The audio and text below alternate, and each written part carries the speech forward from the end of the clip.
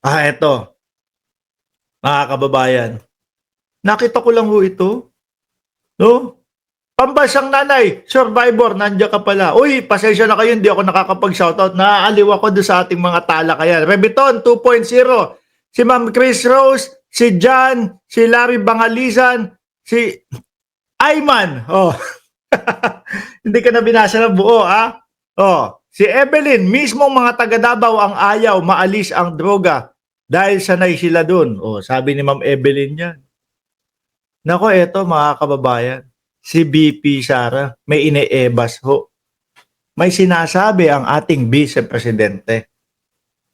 Sabi ni BP Sara, BP Sara wants anti-dynasty law as Duterte dynasty expand in Davao. Ano po? Hindi, ganito yan mga kababayan. Si BP Sara daw po ay sumusuporta doon sa anti-dynasty law. Siguro akala niya buong Pilipinas hindi naiintindihan kung ano ang ibig sabihin ng anti-dynasty law, mga bossing, no? Siyempre pag narinig mo yan, yung mga DDS, sabi, oy, okay yan, okay yan. Pero sa totoo lang ho, hindi nila alam, mga kababayan. Saglit lang, anti-dynasty, doon sa Davao, kompleto recados na ho sila. At sabi niya, kung hanggat maaari nga ako ang lumagda Sandali, meron na si Robin Padilla. Di ba? Di ba? May ipinapapasa na si Robin Padilla na anti-dynasty. Madam, parang parehas lang ho kayo ni Robin Padilla. Ano po? Yung tipo bang Robin Padilla nagpasa, ito gusto namin bill, no? Sana pumasa. Anti-dynasty law. After 1 week, nag-announce si Inday Sara Duterte. Ang sabi ng Vice Presidente, kung matatandaan nyo ho yun, mga kababayan, yung testing the water nila, sinusubukan ng sambayan ng Pilipino, ano ang magiging reaksyon. No? Baka po 3 Duterte ang tumakbo sa Senado sa darating na eleksyon. Ako ho, naniniwala po ako, testing the water yun. Sinusubukan nila, tinitingnan nila kung ano ang magiging reaksyon ng sambayan ng Pilipino. Kaso po, negatibo ang naging reaksyon ng sambayan ng Pilipino. Kaya po, hindi natuloy yun, mga kababayan. Di ba?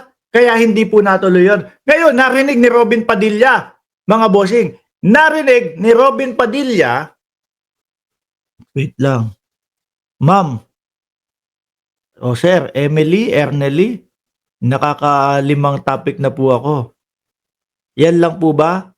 Ang sasabihin ninyo? Halatang bayad ako? Wala na po bang iba? Sabi ni si Peter Ching, sirang plaka o sira na ulo mo. Si Rocky siguro yun. Wala na po bang iba? Pwede kayong kumontra dito sa sinasabi ko o hindi nyo kayang kumontra. Diba? Tutuloy ko na. Nung narinig ni Robin Padilla, 3 Duterte daw po ang tatakbo. Aba, agad-agad nagpa-interview.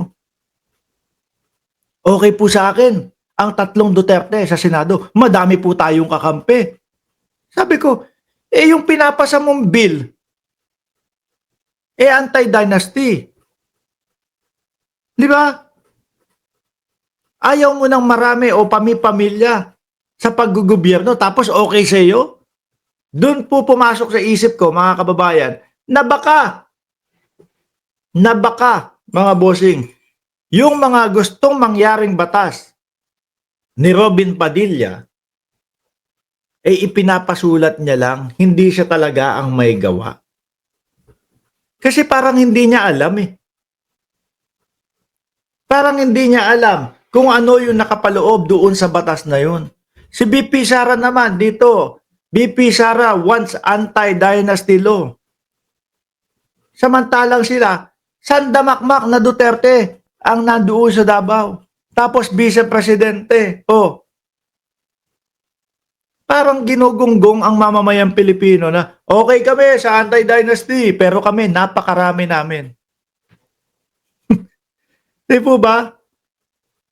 Parang yung tipo bang, hayaan mo sila, tayo-tayo lang naman ang nakakaintindi ng ganyan No? Hayaan mo sila, tayo-tayo lang naman. Or siguro para mapagtakpan, mga kababayan, na ganun sila kadami doon. Okay lang yan kasi Davao lang naman ang nakakaalam na mayor, congressman, vice mayor ang aming pamilya.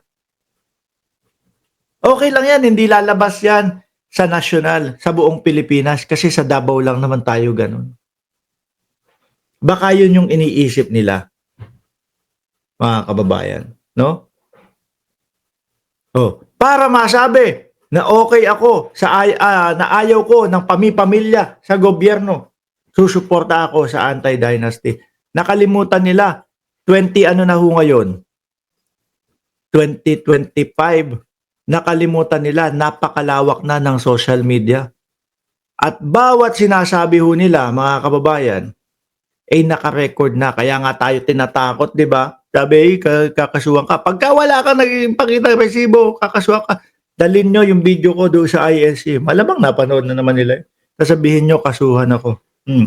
Kasi pinalabas ko yung nagsasalita si Menorca na sinasabi niya may bayad ang INC. Iinuman ko lang kayo ng kape. Ay, Diyos ko Lord. Di po ba? Lahat na sila, Duterte, doon lang po sa Davao, mga kababayan. Doon lang po sa Davao. Doon lang po medyo, paniwala sa mga DDS, sa mga Duterte, di ba? Paano yung 12 senators na anti-impeachment? Dadating tayo dyan, mamaya, ito lang. Don't worry dyan. Ano po? Don't worry, dadating tayo doon sa mga senador. Sabihin mo pang 16 ang anti-impeachment dyan, mga bossing, no? Papaliwanag ko sa inyo ang posibleng mangyari na anti-dynasty. Okay, dito tayo. Nakita ko lang ito sa Inquirer, ha? Pinost ng Inquirer.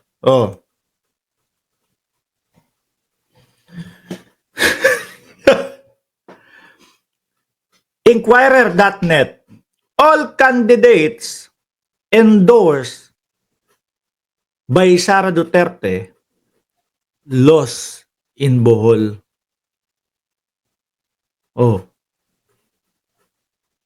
Yung mga kandidato din, mga kababayan, yung mga kandidato din, no, except Benny Abante, mga bossing, na siniraan ni Inday Sara Duterte, kagaya na lang ni Beatrix Luistro. Diba, pumunta doon sa kanyang bayan, sa Bawan, Batangas, nagsisigaw doon ang vice-presidente, may utang kayo sa amin. Ngayon, hinanapan ng resibo ng Bawan, Batangas.